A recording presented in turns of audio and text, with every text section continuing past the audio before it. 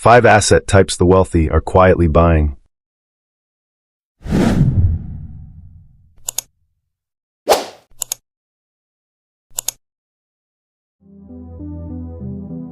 In this world, there are many people who hate the idea of making money during times when their country is struggling. Yet ironically, these same people often complain about being poor because they don't have opportunities, or that all the high-profit industries are monopolized. So what? Am I supposed to start a company on the level of Apple or Amazon? All I can do is laugh. Do you know how American MBAs have trained some of the world's top business leaders? In their textbooks, there's a line that's written loud and clear. In the last 100 years, the easiest time to make money, even with your eyes closed, was the year 1932. Why is that? Because from 1929 to 1932, the United States was in the midst of the Great Depression. To put it plainly, when even lawyers and doctors were out on the streets begging for food, that was the time when it was easiest to make an unprecedented fortune. When no one has money, that's exactly when we can become rich. This is the process of wealth redistribution, and once you seize that opportunity, your social class and your wealth will be cemented for the next 100 years.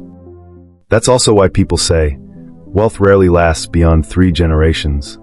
We've waited nearly a century, and finally, the opportunity has come. The path to prosperity warmly welcomes you. During the Great Depression in America, just a few $100s in your hand could get you into Harvard or MIT, and it was easy to hire top talent to work for you. That's because unemployment was sky high. Simply having a job was a blessing, so people gave everything they had to keep it. If your company went bankrupt, they'd be jobless again, and possibly go a whole year without any income. Office space was dirt cheap too, sometimes even free for 6 months because vacancy rates were so high. Most importantly, goods were overstocked, supply exceeded demand, and products couldn't sell. At that time, if you sourced inventory, the costs were incredibly low. You could even take now and pay later, because the factories had nowhere else to send their goods. In short, business and investment costs were at their absolute lowest. You could even say they were practically zero. But here's the catch: recessions don't happen by chance. Even though everything is cheap, doing business isn't easy. That's why 1932 was the most important year, because it was the bottom of the Great Depression, the turning point when recovery began. Now look at the past 4 years. The global economy has weakened due to the pandemic, interest rate hikes, war, and currency inflation. And don't you feel like we're entering the recovery phase? The pandemic is over. The US Federal Reserve has started cutting interest rates, and other currencies are no longer rapidly devaluing. Even the war might soon come to an end. But all of this is just a maybe. Even if all those things come true, it only means that a financial crisis might be avoided. It doesn't mean a recession won't happen. The two are completely different. And here's what's most important: when the rest of us think a recession won't come, because AI will create many new jobs. What are the world's top billionaires quietly doing? They're stockpiling food, buying land, and preparing for the coming recession by securing the 5 most important asset types. Because only after owning these assets can they use their money to buy up everything at rock-bottom prices during the crisis and continue expanding their wealth. Do you see it now? So where does the real risk lie? And what exactly are these 5 assets? Before we even talk about how to make money during a recession, the most important thing is learning how to protect yourself first. The assets you've built up over the years shouldn't just sit idle. My video might only be recommended to you once on YouTube. If you want to hold on to this opportunity, if you don't want to miss this upcoming economic recovery wave, stay connected with me. Right now, follow my channel for free and turn on notifications. If you're worried you might forget to take action after watching, then hit the like button. That way, the video will automatically be saved to your playlist. Think of it as becoming part of your assets. Why do so-called prophets, like the Indian boy genius, or even some alleged time travelers, keep telling us to start stockpiling food? First, don't confuse financial crisis with economic crisis. They are not the same. To put it simply, a financial crisis occurs when the financial system collapses. Finance operates on leverage, that is borrowing money. Governments borrow money. Businesses borrow to invest. Regular people borrow to buy homes. But what happens if one day, these borrowers can't repay their debts and banks can't recover their loans? The banks will run out of cash. And when that happens, everyone rushes to withdraw their money, leading not just to bank failures, but also the evaporation of massive amounts of wealth. Many companies will go bankrupt, people will lose their jobs en masse, and homes will be sold off at fire sale prices because owners can't make their payments. You can search for yourself to see how severe this can get. Maybe you think your bank deposits are safe because the government will bail you out. But in reality, back in 2008, Lehman Brothers did go bankrupt because the government couldn't save everyone. In the end, someone had to fall, and Lehman was the sacrificial pawn. Financial crises are terrifying, but they're still just a monetary issue, something that can be solved by injecting cash into the markets. That's why financial crises usually only last 1 or 2 years. But economic crises are a different beast. They happen when production exceeds demand and goods can't be sold. Imagine, in ancient times when people mostly farmed, there was no such thing as an economic crisis. Land was limited, so no matter how bountiful the harvest, there was always someone who needed food, because everyone had to eat. Agriculture was a stable livelihood. There was no risk of unemployment, only the risk of dying from exhaustion. But once technology advanced and machines were invented, countless jobs were replaced. Millions of people lost their livelihoods. Machines produce far faster than humans ever could, flooding the market with goods, while fewer and fewer people have jobs to afford them. No job means no money. Without money, people have to tighten their belts, reduce spending, and only buy the cheapest things. Even when goods are priced at rock-bottom levels, there are still people who can't afford them. Take a look at how the US became wealthy during World War I. America sold weapons to the countries at war and earned massive profits, helping its economy to recover strongly. At that time, if you worked in anything related to building houses, roads, bridges, or vehicles, you could easily get rich, because homes and infrastructure had been destroyed by war and needed to be rebuilt. During that same period, Ford in the US invented the standardized assembly line.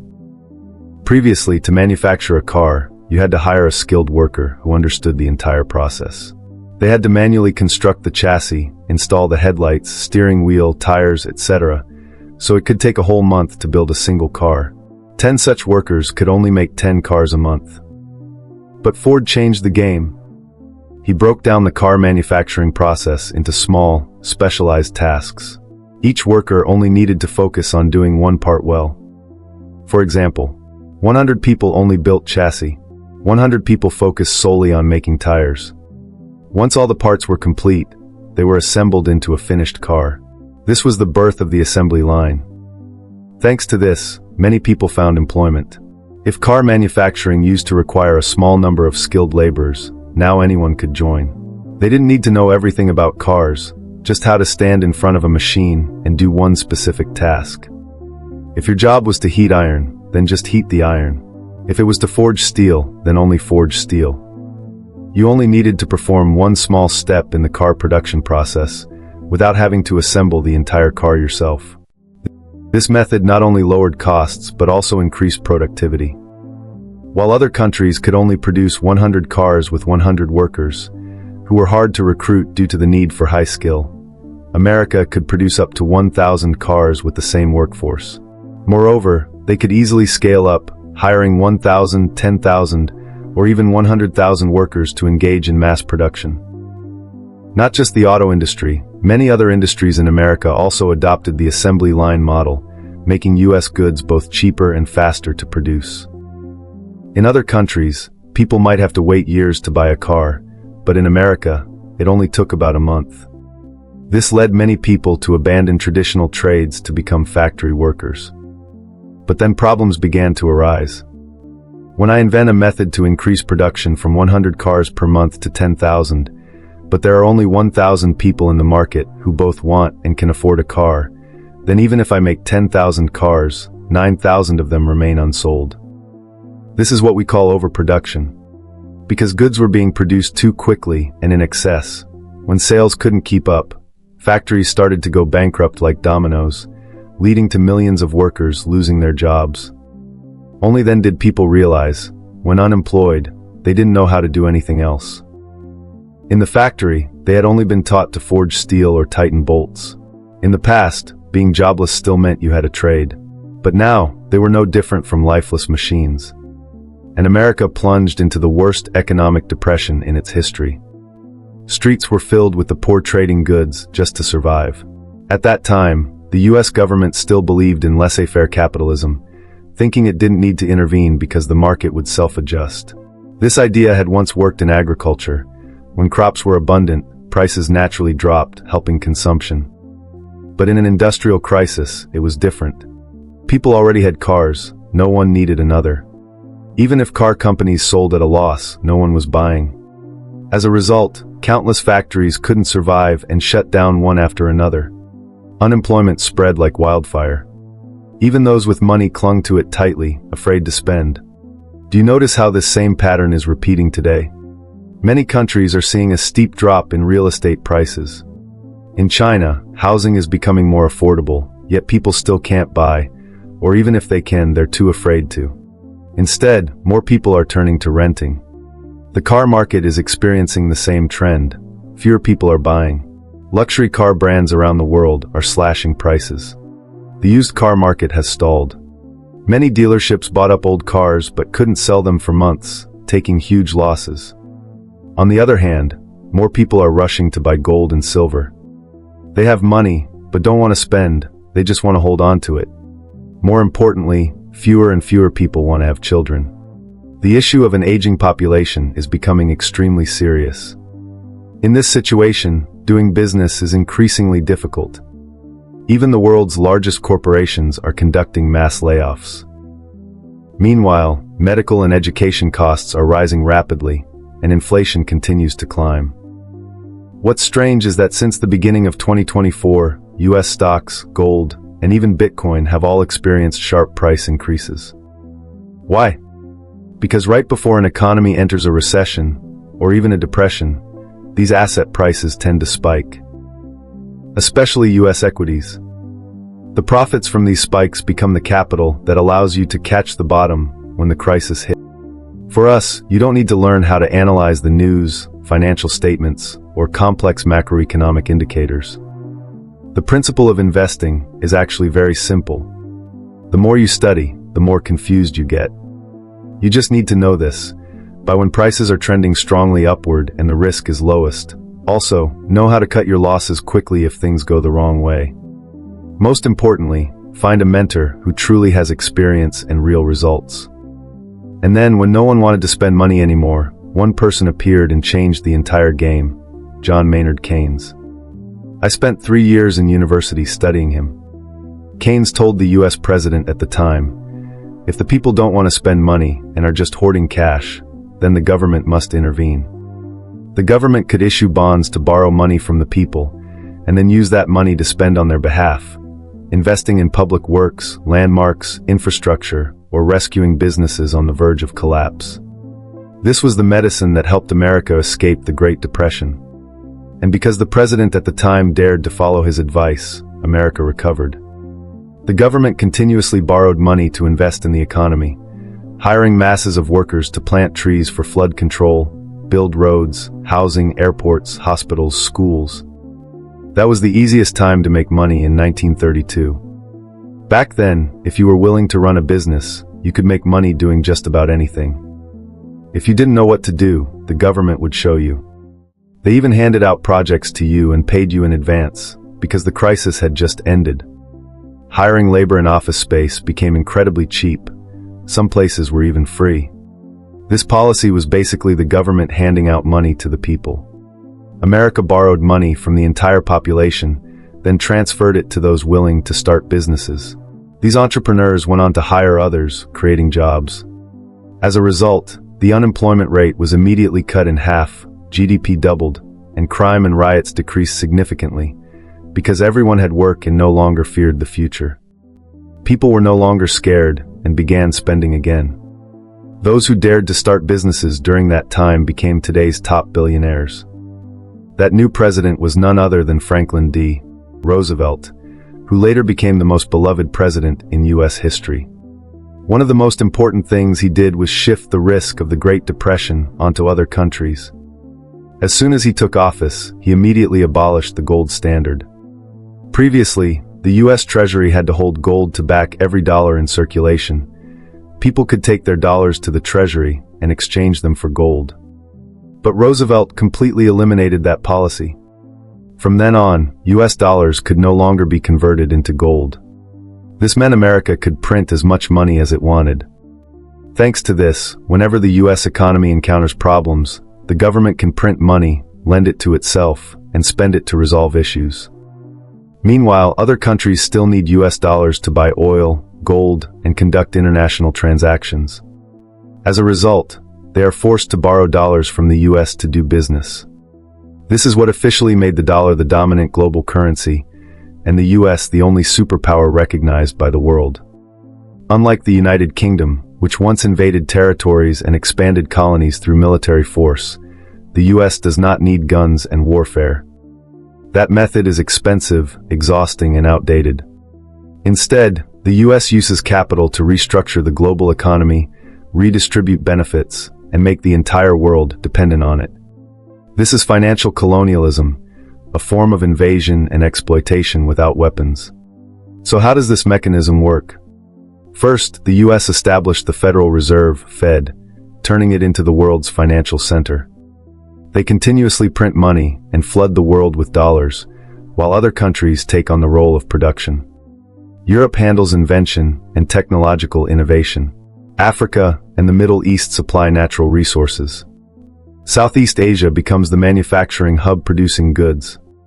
As these nations grow wealthy through exports and are flooded with U.S. dollars, America uses the Fed's monetary policies to pull the dollars back home. For example, they use strategies like raising and lowering interest rates, or leveraging military strength to manipulate the global economy, causing other countries to fall into crisis.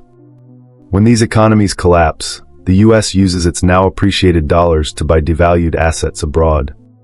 They acquired top Japanese trading corporations and took over some of South Korea's largest conglomerates this way. In reality, most major companies around the world have U.S. financial institutions as shareholders.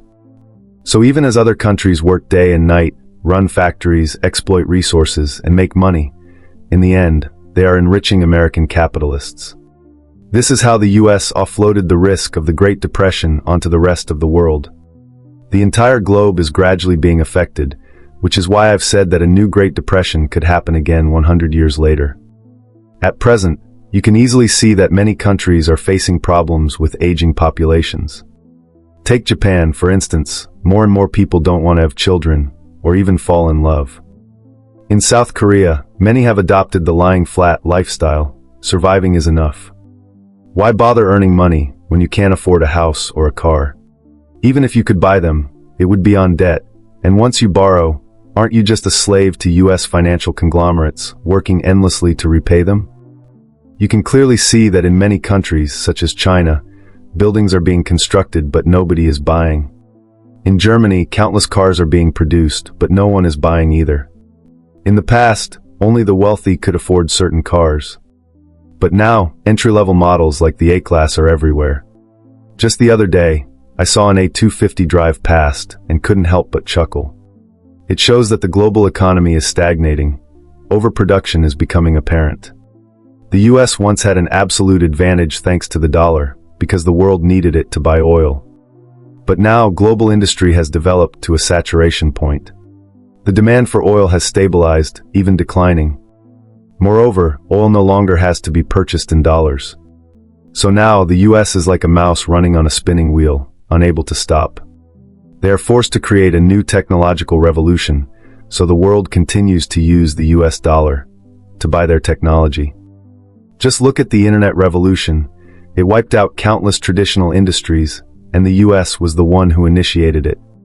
That gave rise to monopolistic giants like Amazon, Microsoft, Facebook.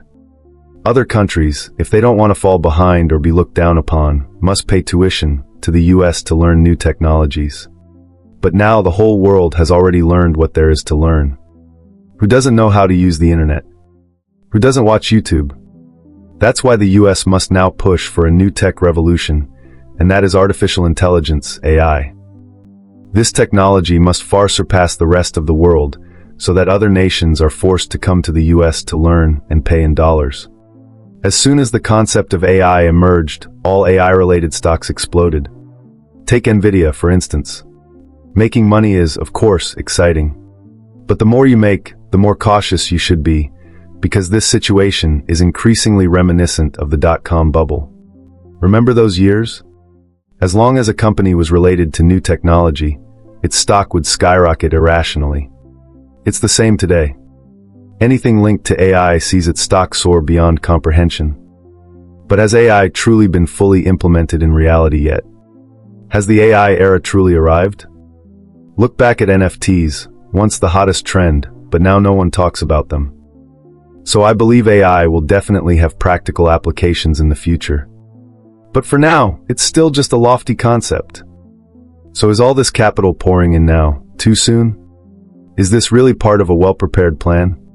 Or is it just another ploy to pump up stock prices, lure in small investors from around the globe, and then cash out for profit? Today's stock market is like a money withdrawal machine. And very few people realize that Bill Gates quietly started selling his company's shares a long time ago. Not just him, Jeff Bezos, Mark Zuckerberg, and many others have also quietly reduced their stock holdings and secretly invested in 5 key asset types during times of crisis. The first asset class, land. Just look at what Bill Gates has done over the past few years. He has acquired a massive amount of land, mostly farmland, totaling 260,000 acres. To visualize that, it's the equivalent of 10 Paris cities or 2 New York cities combined. Jeff Bezos isn't far behind, having purchased 420,000 acres. Meanwhile, American media mogul Ted Turner owns 2 million acres. And Mark Zuckerberg, instead of continuing to pour money into the metaverse, has spent $2 billion to build something called a doomsday fortress. Even the company behind ChatGPT did the same. After earning a huge profit, their next move wasn't to invest more in AI research, but to buy a large farm. Why are these tech tycoons rushing to accumulate land? Are they planning to raise pigs? We don't need to discuss conspiracy theories. Just look at the real numbers. Whenever the US stock market crashes, such as during the 2008 financial crisis, when US stocks lost nearly 50% of their value, farmland prices shot up by 17%. Farmland can be leased, sold, or cultivated. In terms of returns over the past 20 years, US farmland rivals the stock market. In terms of volatility, it's much more stable. That's why many entrepreneurs I know have gone to the US to buy land. More importantly, farmland can be used to grow food, which is the second key asset during a crisis. The greatest value of farmland lies in food production. You may wonder, in modern society, can famine still occur? Even beggars don't starve anymore. But during economic downturns compounded by war, the most expensive thing is food. Looking at the world now, wars have been dragging on, and many countries are involved. You might not care because you think it doesn't affect you. That's why American capitalists are scrambling to stockpile land on a massive scale. What does this signal about the future? Perhaps only insiders truly know. The third asset being aggressively accumulated by many nations around the world is gold and silver. These are assets I always prioritize. Every time I make a profit in dollars from the stock market, I allocate a portion of it to convert into gold or silver. The reason is very simple. If the US dollar or the entire financial system collapses, the paper money we're holding will become worthless. And at that point, there will be only one currency left in the world, the one created by God himself, which is gold and silver. I've mentioned this in previous analyses. As long as I have gold, I can exchange it for any currency in the world. But not every currency can be exchanged for gold. Throughout hundreds of years, countless currencies have disappeared, yet gold still remains. Even if humanity were to go extinct, gold would still exist on this planet. If you're like me, wanting to protect your assets or have the resources to seize opportunities to buy undervalued assets during a massive economic crisis, then gold is without a doubt the best asset to own. Anyone can buy it, and once I've bought gold, I have no intention of selling it. The fourth asset I choose is the people's currency, Bitcoin. Over the past year, ETFs from BlackRock, Fidelity, and politicians, even presidents, have quietly been buying Bitcoin every day without you noticing. What do they know that we don't? At this point, many people ask me, is there anything worth investing in lately? Any chances to make money? If I were to tell you, I'd actually be doing you harm. Why? Look at legendary investor Warren Buffett. He's much better than I am, right? Every year, he publicly discloses his stock portfolio. So you could just copy his moves, couldn't you? But what really happens? For example, when Buffett says he likes Apple stock, the price immediately surges. You see that and jump in to buy. But the very next day, or a few days later, the price drops, and you end up losing money. So, did Buffett trick you? Should you sell to cut your losses? If you sell, the price might shoot back up. Will you dare to buy again? The problem is that you know one thing but not the other. You just want someone to spoon feed you, but you don't know how to feed yourself. And once no one feeds you anymore, you'll starve. Moreover, the food others give you might not be what you really need. It's the same with stocks. Why is it that others can profit, but when it's your turn, you end up losing? It's not that the stock itself is bad, it's because you don't have a complete trading system. Even if you identify a promising stock, you don't know what to do next. You don't know when to buy, when to sell, how much to buy, how much to sell. So in the end, you still lose money. Worse, you might even lose confidence because you don't understand what you're doing. When a stock price is already high, why are there still people buying it? Then the price doubles again, and you can't make sense of it. Even if someone gives you an exact number, you still wouldn't dare to invest. As a result, you gain nothing, just waste time, or worse, lose money. In the end, you might end up resenting me, blaming me for hurting you. So, you need to not only know the outcome, but also understand the reasoning behind it. In the past, Bitcoin and gold futures to me were just speculative tools like stocks. But recently, I've been considering holding Bitcoin long-term. Not because I believe Bitcoin will keep skyrocketing, but because I think that one day, when a financial crisis hits, Bitcoin could become a safe haven asset, even more valuable than gold and silver. Because it is the currency of the people. So when deciding to hold an asset long-term, I always consider whether it's easily exchangeable. You'll notice Elon Musk is also a Bitcoin supporter. Many countries today already accept Bitcoin transactions. Yet still many people believe Bitcoin is just a scam with no intrinsic value. But here's the thing, if it really were a scam, it's been around since 2008, more than 10 years, and its value has only continued to rise. If over the past 10 plus years you were scammed by Bitcoin, meaning you bought it, you could be a millionaire by now. But if during that time you avoided the scam and held on to the mighty US dollar, then you've watched your wealth deteriorate dramatically. In the past, with $1 million, you could buy a mansion in a wealthy New York neighborhood. But now that same amount might only buy you the bathroom inside the mansion. As for the final asset, I'll temporarily call it an asset because it offers protection, though it may only be legal to own in the US, and that's a gun. If you've ever been to the US, just walk into a random convenience store, and you might see a group of muscular youths casually stuffing goods into their bags, then slowly walk to the counter, flash a smile, and suddenly bolt out the door. Even with police standing right outside, they don't give chase. Why? Because this kind of $0 shopping has practically been legalized. As long as the stolen goods are worth under $950, it's at most a misdemeanor. Whether they arrest the person or not doesn't really matter. And if they do arrest them, the jails are overcrowded and the state has to feed them. As a result, countless thieves steal and immediately resell goods on Amazon or other online platforms for profit. When the economy goes into deep recession, this situation will undoubtedly get worse. So if you live in the US, owning a gun might be necessary. In the past, my partner and I were also very opposed to guns, believing they were tools of violence. But after thinking it through, I realized, if someone really wants to kill, they can use anything as a weapon. But when it comes to defending yourself in a situation of extreme power imbalance, a gun might be your only chance. In conclusion, If we want to protect our assets during a Great Depression, we must prepare these 5 types of assets in advance. Only then can our wealth avoid being silently eroded. When the recession truly strikes, these assets will skyrocket in value, giving us the financial power to acquire core assets that are being sold off at dirt-cheap prices. Due to time constraints, I'll end the video here. I share knowledge about wealth building, business, investing, and financial freedom for free. If you don't want to miss out, follow my channel, turn on notifications, and share this video with more people. I sincerely wish every one of you financial freedom.